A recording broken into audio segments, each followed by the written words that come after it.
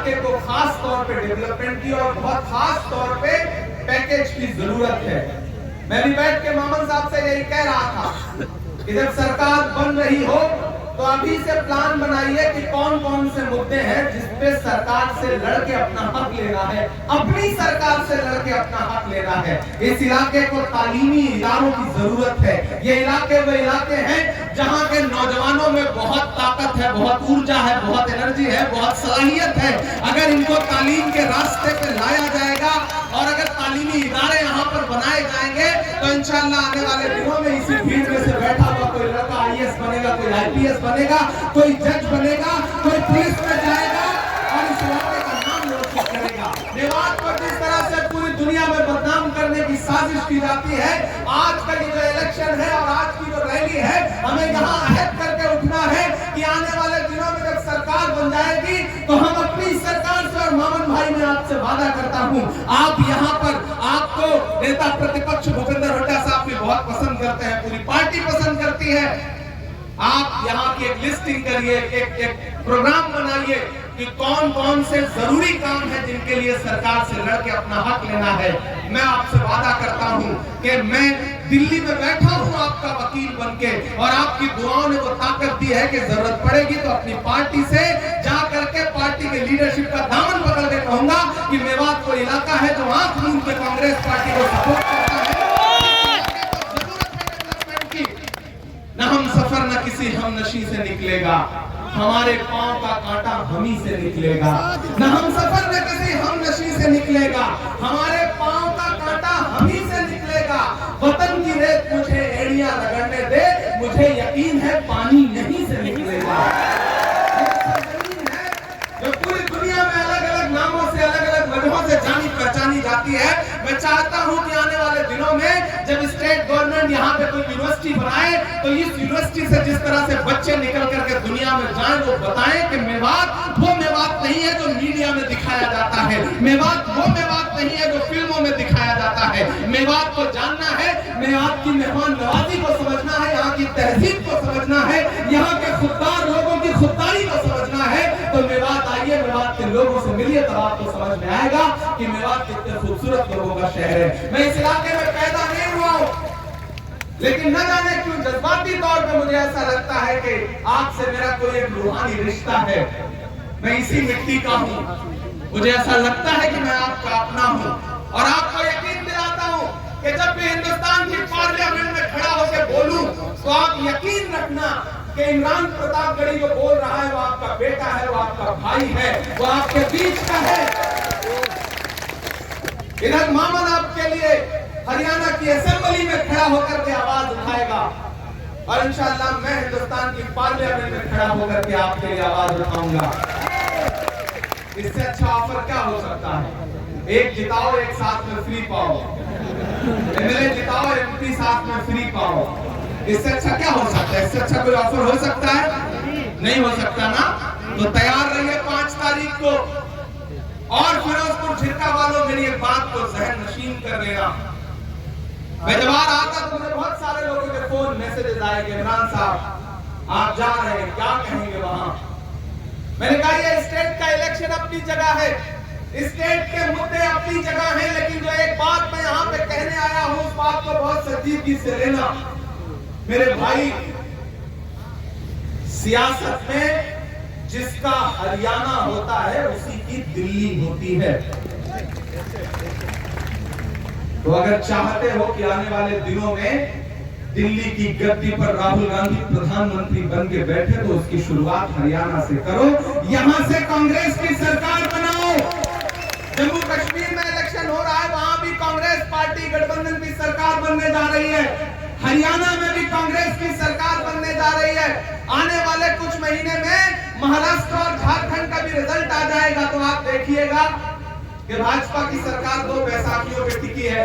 एक बैसाखी का नाम है नीतीश बाबू, दूसरे का नाम है चंद्रबाबू। कब कौन सी बैसाखी सरकेगी और कुर्सी ऐसे नीचे आ जाएगी, कोई भरोसा नहीं है। आजकल प्रधानमंत्री जी के चेहरे पे जो तनाव है वो यूं ही थोड़ी है, रौनक गायब है, सारा मेकअप गायब है। आपने देखा कि नहीं, डिजाइनर कपड़े पहनने के बाद भी चेहरे पर नूर नहीं आ पा रहा है। क्यों? क्योंकि जो 400 पार का नारा था उसे हिंदुस्तान की आवाम ने ला करके 240 पे सिमटा दिया। कहने के लिए नरेंद्र मोदी जी प्रधानमंत्री हैं, लेकिन पार्लियामेंट में सिक्का राहुल गांधी का चलता है। हमारा लीडर ऑफ अपोजिशन जो चाहता है सरकार को वो करना पड़ता है। ये ताकत हिंदुस्तान की आवाम ने दी है। इसलिए फिरोजपुर छिरका वालों एक बात याद करो, आज से 2 साल पहले का मंजर, जब हिंदुस्तान में नफरतें सर चढ़ के बोल रही थी, कोई आपके मुद्दे पर आवाज उठाने के लिए तैयार नहीं था, कोई बोलने को तैयार नहीं था। ऐसे में एक शख्स उठा दिल्ली में और उसने कहा कि मैं कन्याकुमारी से कश्मीर तक जाऊंगा, पैदल चलूंगा, एक नारा लगाऊंगा, नफरत छोड़ो भारत जोड़ो। एक नारा लगाऊंगा कि मुझे नफरत के बाजार में मोहब्बत की दुकान खोलनी है। वो शख्स चला 4000 किलोमीटर, कन्याकुमारी से चलता रहा अपने पैर के छालों की परवाह किए बगैर। जिस शख्स का नाम राहुल गांधी है, मैं चला हूं उस इंसान के साथ। जब मैं चल रहा था तो मुझसे मीडिया के साथ ही कहते थे, इमरान साहब आप राहुल गांधी के साथ चल रहे हैं, आप शायर पहले हैं, सियासत बाद में हैं, आप क्या कहेंगे? तब मैं एक शेर सुना देता था कि जो हर जालिम से टकराएगी वो आंधी बनाऊंगा, जो हर जालिम से टकराएगी वो आंधी बनाऊंगा, नए अंग्रेज आए हैं नया गांधी बनाऊंगा। चला हूं इंसान के साथ 4000 किलोमीटर। तो आप तो इस बात पर ईमान रखते हो ना कि मजदूर का पसीना सूखने से पहले उसकी मजदूरी उसे दे देनी चाहिए। रखते हो ना इस बात पर ईमान? ये हमारे बुजुर्गों का कौल है, मैं रखता हूं इस बात। मेरे भाई, भाजपा वाले आपके बीच में आएंगे, झूठ बोलेंगे, बरगलाएंगे, क्लिप काट करके मामन के पुराने नए इधर उधर चलाएंगे, ये सब करेंगे, ये सारी साजिशें होंगी। लेकिन एक चीज जान लेना, जब भी कोई आपका मजबूत नेता होता है तो उसके खिलाफ इसी तरह की साजिशें की जाती हैं ताकि उसको कमजोर किया जा सके।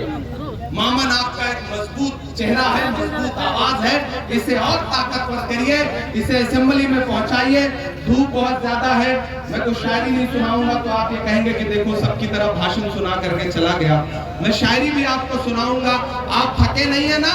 नहीं थके है ना? हाँ, तो मैं आपको शायरी भी सुनाऊंगा। मुझे आपका वो जोश और जज्बा दिखना चाहिए।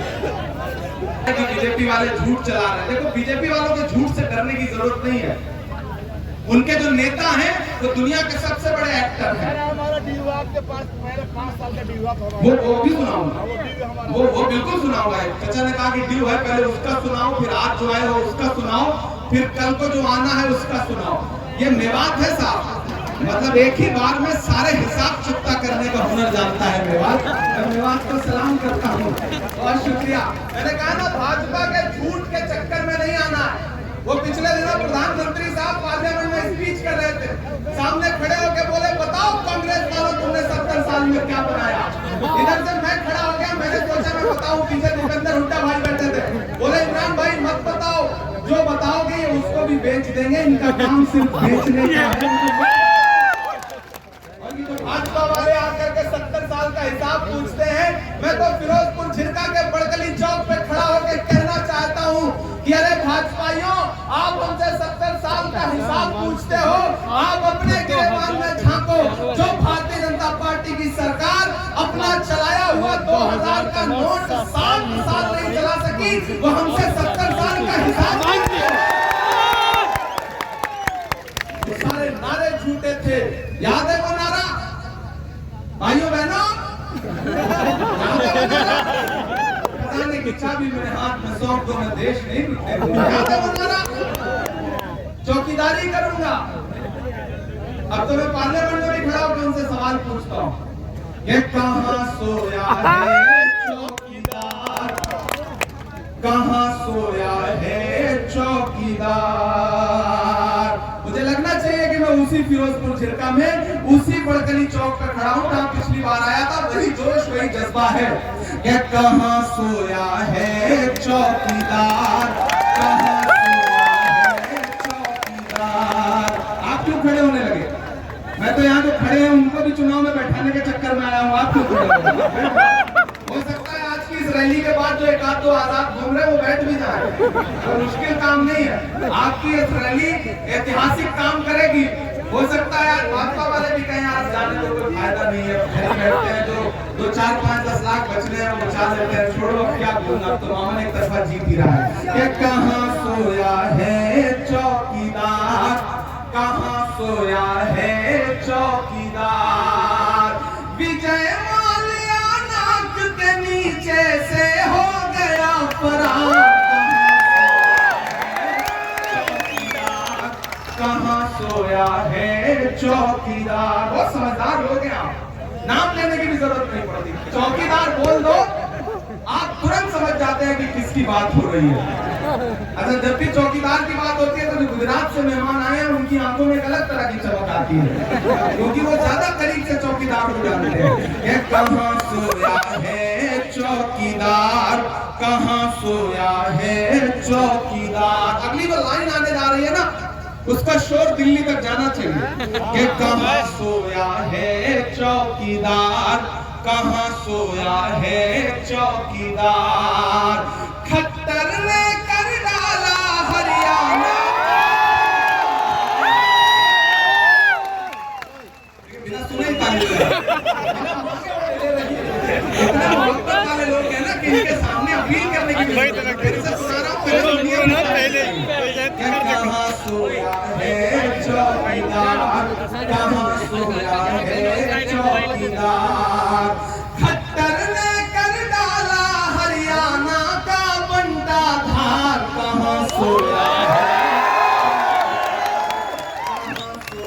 है चौकीदार, गैस सिलेंडर की कीमत भी 1000 के पार, कहाँ सोया है चौकीदार। चाय सिर्फ चाय आ जा रही है, आपको स्वाद आ जा रहा है। चाय बेचने वाला पूरा भारत बेच रहा है। सही कह रहा हूं कि नहीं कह रहा हूं? सही कह रहा हूं कि नहीं कह रहा हूं?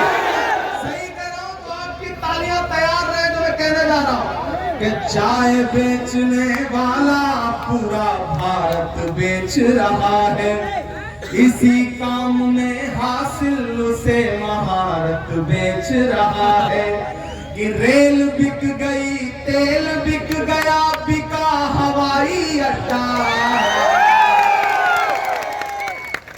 अगली लाइन पे बजा दीजिए, पेमेंट चल रहा है, ये मोहब्बत है, आपसे सलाम करता हूँ।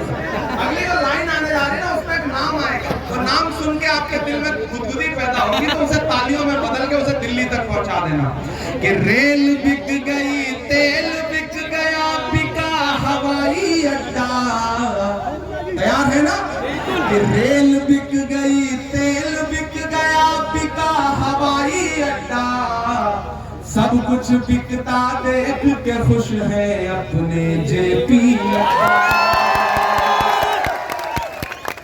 के जनता महंगाई की मारी, जनता महंगाई की मारी कर। मीडिया तो मीडिया गोदी मीडिया तक बोलने को मजबूर हो गई है कि हरियाणा में कांग्रेस की सरकार बनने जा रही है। बेचारे एंकरों के मुंह से जबान निकलते हुए हालत में फंस जा रही है, लेकिन क्या करें, बताना पड़ रहा है क्योंकि सच्चाई इतनी बड़ी और इतनी प्रचंड है कि उसे छुपाया नहीं जा सकता है। ऐसे में मैं आपकी असेंबली में खड़ा होकर आपसे कहना चाहता हूं कि मुझे पता है मामन खान चुनाव जीत रहे हैं, बहुत ज्यादा आपके सामने बार बार उस बात को दोहराने की जरूरत नहीं है।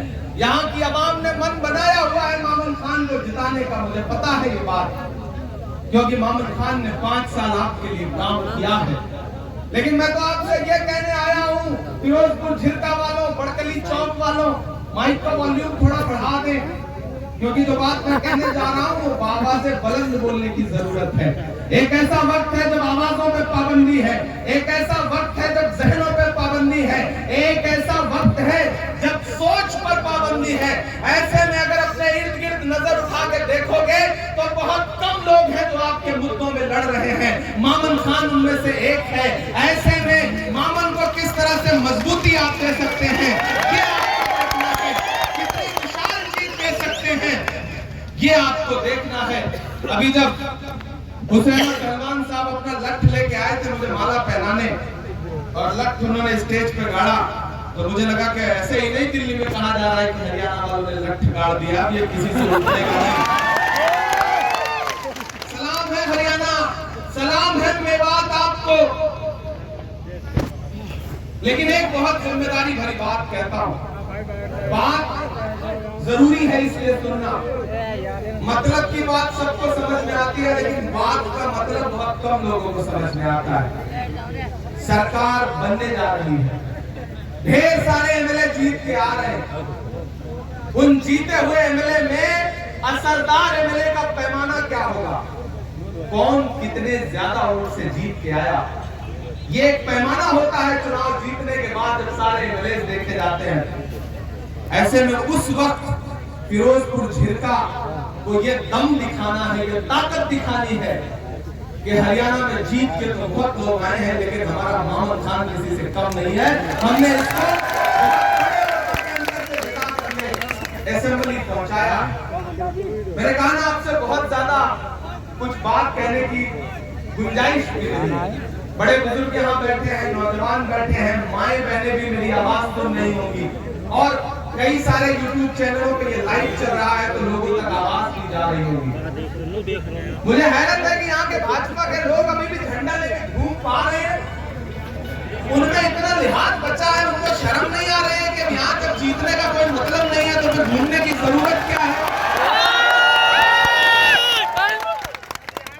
मुकाबला एक तरफा है, लेकिन लोकतंत्र है। सारे मिला करके जितना पाएंगे उससे 3 गुना से तो मामन जीतने जा रहा है। जा रहा है कि नहीं जा रहा है? जा रहा है कि नहीं जा रहा है? ये जो आपका जोश है, मुझे पता है वो लोग रैली में तो नहीं आए होंगे, लेकिन लाइव देख जरूर रहे होंगे। आज नींद तो नहीं आनी है उन्हें, क्योंकि इस तपती दोपहरी में जो हुजूम उमड़ के आया है, एक बहुत थोड़ा सा साया है, लगातार इतनी गर्मी है, पसीना है, नया पाने की चाहत में पुराना छूट जाता है। तुझे अपनाऊं तो मुझसे जमाना रूठ जाता है। मोहब्बत पढ़ने लिखने में बहुत आसान है, लेकिन मोहब्बत को निभाने में पसीना छूट जाता है। मेरे भाई, मुझे पता है आप कांग्रेस पार्टी से, मामन से, इमरान प्रतापगढ़ी से, मरहूम अहमद पटेल साहब से बहुत मोहब्बत करते हैं में धान की, लेकिन विदा न हो सकी बेटी किसान की। मौका मिला तो लोगों ने कुर्सी के वास्ते तस्वीर ही बिगाड़ दी हिंदुस्तान की। ये इलेक्शन उन किसानों पर बरसी हुई लाठियों के बदला लेने का इलेक्शन है। ये इलेक्शन हरियाणा के उन नौजवानों के अरमानों के टूटने के बदला लेने का इलेक्शन है कि जब यहाँ का जवान रात के सुबह के 4 बजे उठ करके सेना में भर्ती होने के सपने सजा करके मेडिकल की तैयारी करता था, लेकिन भाजपा की सरकार ने अग्निवीर ला करके हरियाणा के नौजवानों के सपनों को चकनाचूर करने का काम किया है। इस बात का बदला लेने का इलेक्शन है।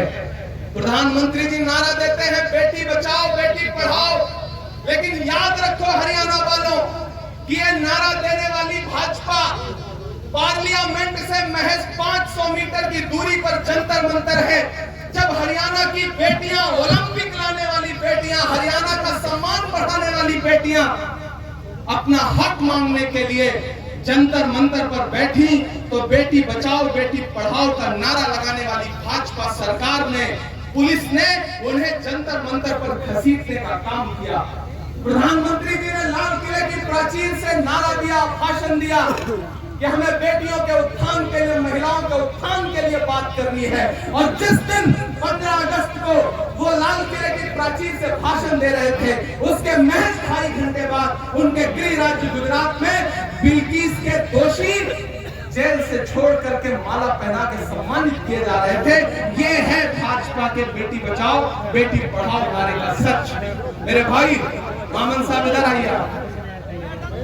जिन्हें ये लगता है कि साजिश करेंगे, खुराफात करेंगे और मामन का नुकसान करेंगे, मैं तो उनको कहना चाहता हूं कि दायरे में सिमट के के आएगा।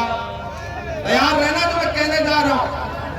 आज से फिरोजपुर झिरका के एक एक मोबाइल में ये 4 मिसरे रहने चाहिए। आप बैठो, आप खड़े क्यों हो?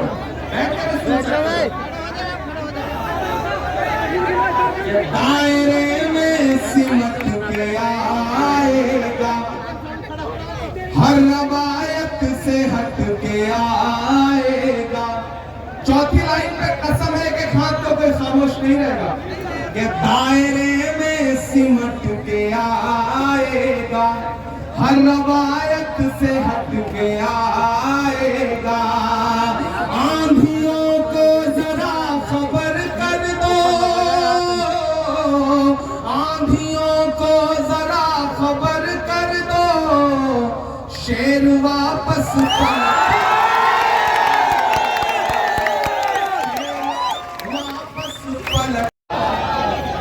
इस तपती दोपहरी में हजारों की तादाद में मौजूद फिरोजपुर झिरका और बड़कली के आसपास इतराफ के जो भी हमारे यहाँ पे बुजुर्ग नौजवान साथी मौजूद है, मैं सबको सलाम करता हूँ। साथियों, आपसे गुजारिश है कि आगे बैठ जाएंगे, जब पीछे वाले को नजर आएगा तो थोड़ा आसानी होगी। और जो बिठा रहे हैं बात हो रही है, तो सबसे पहले तो इस बात की माफी मांगता हूँ कि पिछली बार मैंने आपसे वादा किया था कि मैं इंशाल्लाह आपका शुक्रिया अदा करने आऊंगा, लेकिन पिछले 5 सालों में मुल्क में ऐसे हालात हैं कि एक दो जख्म नहीं सारा बदन है छलनी, एक दो जख्म नहीं सारा बदन है छलनी। दर्द बेचारा परेशान है कहां से उठे।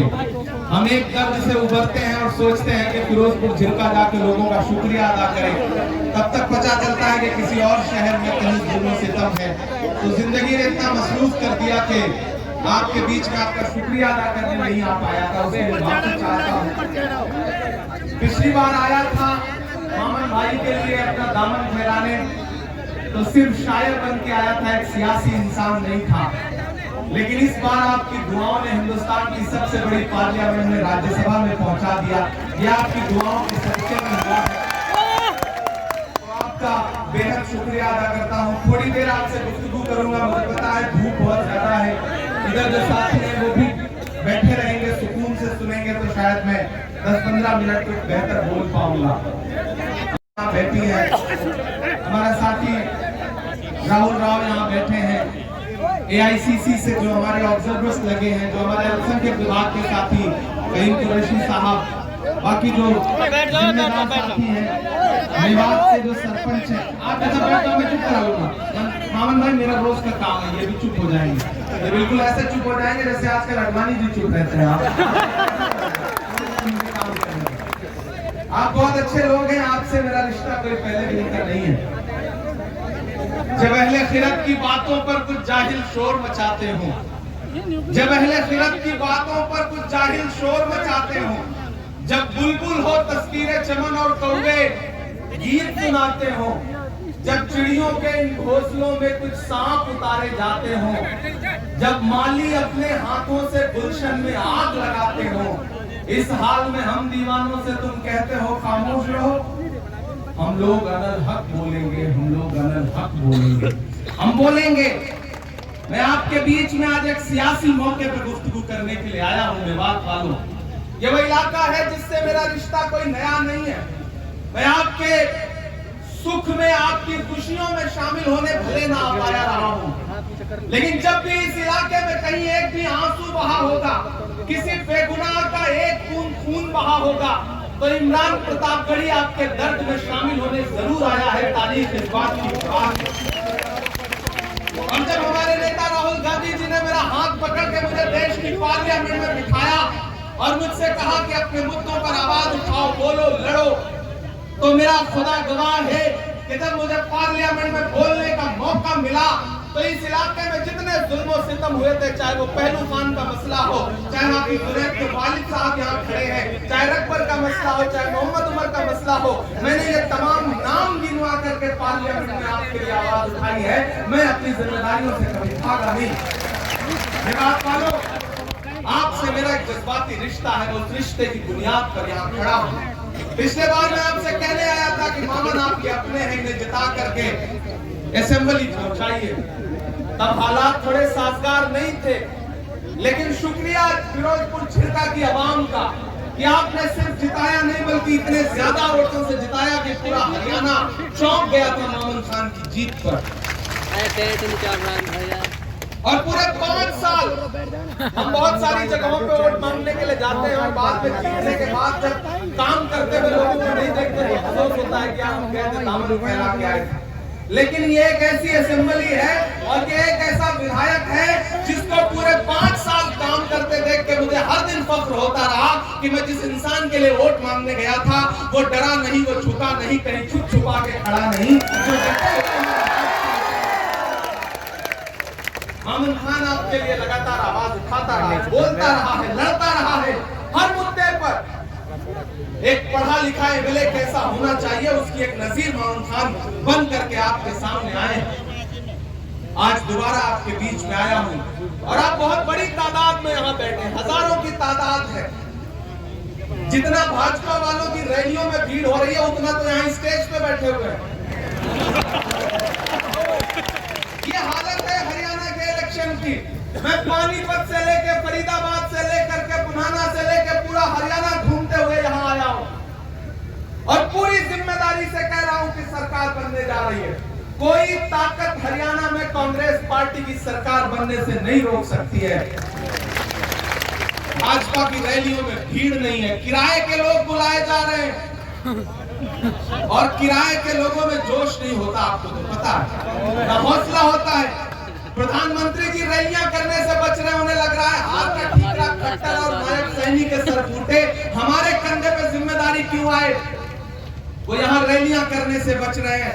अमित शाह जी यहाँ रैलियां करने से बच रहे हैं हरियाणा में, क्योंकि आंख मूंद करके भी आप किसी इंसान से पूछो दिल्ली में मीडिया के किसी भी जिम्मेदार हाउस से, तो वो आपको बताएगा कि हरियाणा में कांग्रेस पार्टी की सरकार। मामन खान से मोहब्बत दिखाने का इलेक्शन तो है ही, लेकिन ये इलेक्शन इस बात का भी इलेक्शन है कि अपनी आंखों में वो मंजर रखो कि जब भाजपा की सरकार 10 साल पहले आई थी तो उसने क्या क्या वायदे किए थे, लेकिन इसी सिंघू बॉर्डर पे हरियाणा और दिल्ली के बॉर्डर पे बैठे हुए 700 किसान, उनके सरों पे भाजपाई पुलिस की बरसती हुई लाठियां आप सबकी जहन में है। उसे याद रखो